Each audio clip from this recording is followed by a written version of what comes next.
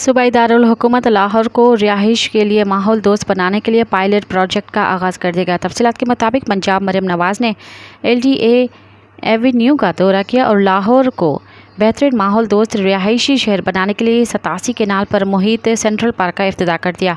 वज़ीर आला ने LDA एवेन्यू 1 सेंट्रल पार्क में पौधा भी लगाया।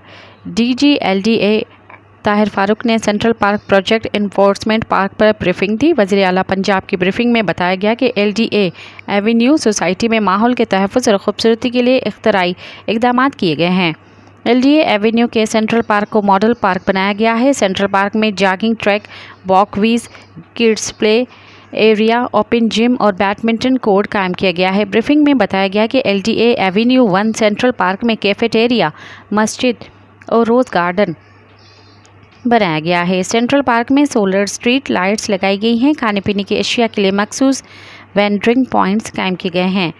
LDA एवेन्यू में रेन वाटर हार्वेस्टिंग, साइकिलिंग और मॉडल कब्रिस्तान भी बनाया गया है। मज़ीद ख़बरन ऐं तफ़सीलात लाइ विज़िट कयो असांजी वेबसाइट www.awamiNewsHD.com ऐं ॾिसंदा रहो अवामी न्यूज़ HD।